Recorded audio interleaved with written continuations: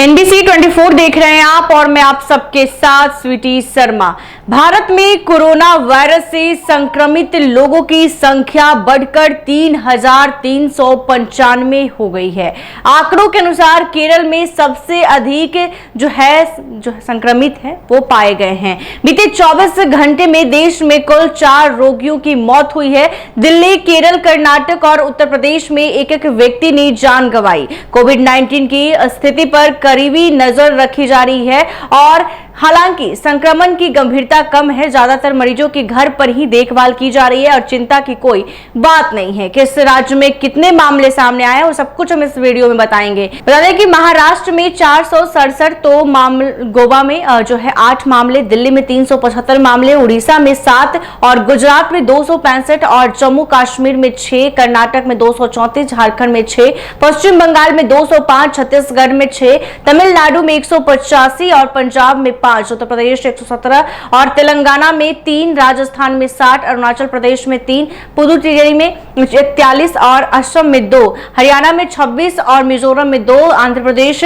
17, उत्तराखंड में 2 और मध्य प्रदेश 16, चंडीगढ़ में 1। देश में 22 मई को मरीजों की संख्या 257 थी। 26 मई तक ये आंकड़ा बढ़कर 1010 हो गया और शनिवार को 3,395 पर पहुंच गया। ऐसे में पिछले 24 घंटे में 685 नए मामले सामने आए हैं और 4 लोगों की कोरोना से मौत भी हुई है। आंकड़ों में कहा गया है कि केरल में 1,336, महाराष्ट्र में 467, दिल्ली में 375, गुजरात में 265 जो मामले हैं वो सामने आए हैं। ऐसे में लोग संक्रमित हैं। वही उड़ीसा में 2 और लोगों के कोरोना से संक्रमित पाए जाने के बाद राज्य में कुल मामलों की संख्या 7 हो गई है। भारतीय आयुर्विज्ञान अनुसंधान परिषद के महानिदेशक डॉक्टर राजीव बहल ने कहा था कि पश्चिम और दक्षिण भारत में नमूनों की जीनोम अनुक्रमण से पता चला है कि नए स्वरूप गंभीर नहीं है और ये ओमिक्रॉन के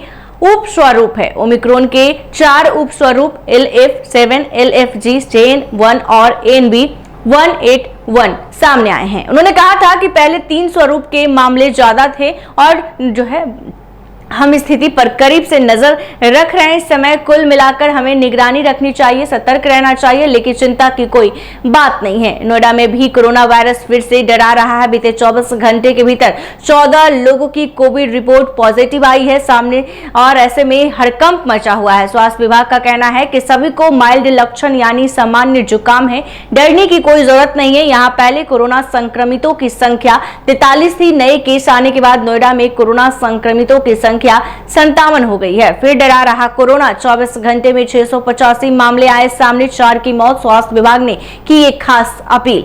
फिर तो ऐसे में आपको बता दें कि जिस प्रकार से लगातार राजधानी पटना की बात करें तो राजधानी पटना में भी मरीज की संख्या लगातार बढ़ती हुई नजर आ रही है और कोरोना पॉजिटिव मरीज वो ज्यादा मिल रहे हैं। और बिहार समेत पूरे देश की बात करें तो पूरे देश में भी कोरोना एक बार फिर पैर पसार चुका है। कोरोना की एंट्री हो चुकी है जिससे पूरे देश में हाहाकार मचा हुआ है। लोग त्राहिमाम कर रहे हैं क्योंकि जिस प्रकार से 22 मई को ही संक्रमितों की संख्या 257 थी, लेकिन 26 मई तक ये आंकड़ा 1010 हो गया और शनिवार को 3,395 पर पहुंच गया। यानी कि आंकड़ों के मुताबिक पिछले 24 घंटे में 685 नए मामले सामने आए हैं और 4 लोगों की मौत की भी खबरें आ रही हैं। तो बता दें कि भारत में कोरोना वायरस से संक्रमितों की संख्या बढ़कर 3,395 पहुंच चुकी है। तो ये बड़ी खबर हम आपको बता रहे हैं कि जिस प्रकार से लगातार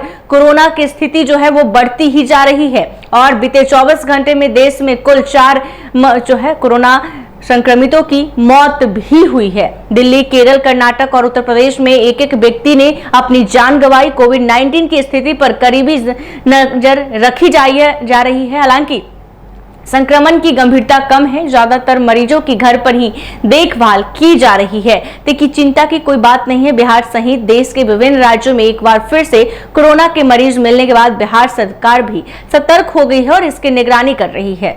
स्वास्थ्य मंत्री मंगल पांडे ने कहा कि कोरोना के इस नए वेरिएंट से डरने की जरूरत नहीं है। उन्होंने पत्रकारों से बातचीत में कहा कि कोविड की जानकारी मिलने के बाद विभाग द्वारा सारी तैयारियां कर ली गई है। सभी प्रमुख अस्पतालों में कोविड की जांच की जा रही है। नालंदा मेडिकल कॉलेज अस्पताल में भी कोरोना वार्ड की भी व्यवस्था कर ली गई है। कर्नाटक में कोरोना वायरस की स्थिति और स्कूलों को फिर से खोलने के मद्देनजर राज्य सरकार ने एक परिपत्र जारी किया है, जिसमें अभिभावकों से कहा गया है कि अगर उनके बच्चों में बुखार, खांसी, जुकाम और अन्य लक्षण हैं तो उन्हें स्कूल न भेजें। दिल्ली के मुख्यमंत्री रेखा गुप्ता ने भी राष्ट्रीय राजधानी के सभी अस्पतालों को बेड, ऑक्सीजन, दवाओं और टीकों की उपलब्धता सुनिश्चित करने के लिए दिशा निर्देश जारी किया है। केंद्रीय स्वास्थ्य मंत्रालय के अनुसार 1 जनवरी 2025 से अब तक 26 लोगों की देश में मौत हुई है। इसमें पिछले 24 घंटे में 4 लोगों की मौत हुई है। जिन लोगों की मौत हुई है उसमें दिल्ली, उत्तर प्रदेश, कर्नाटक और केरल के एक व्यक्ति शामिल है। हालांकि अब तक जिन लोगों की मौत हुई है उसकी वजह कोरोना की पुष्टि नहीं हुई है।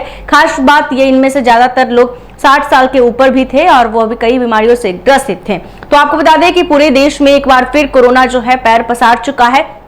इसको लेकर सभी राज्यों में भी तैयारियां कोरोना को लेकर की जा रही है। साथ ही साथ बिहार के पीएमसीएच, एनएमसीएच में भी स्पेशल बेड जो है मरीजों के लिए बनाए गए हैं। इसकी जानकारी स्वास्थ्य मंत्री मंगल पांडे ने दी है कि कोरोना से निपटने के लिए पूरी तरह से एनएमसीएच और पीएमसीएच सभी अस्पताल जो है वो तत्पर है। और ऐसे में बता दें कि स्पेशल बेड जो है बेडों की संख्या बढ़ाई गई है। आईसीयू की भी व्यवस्था काफी अच्छे से की गई है ताकि जो मरीज आए उन्हें तुरंत से तुरंत इलाज कराया जा सके। ऐसे ही तमाम खबरों के लिए देखते रहे NBC 24। धन्यवाद।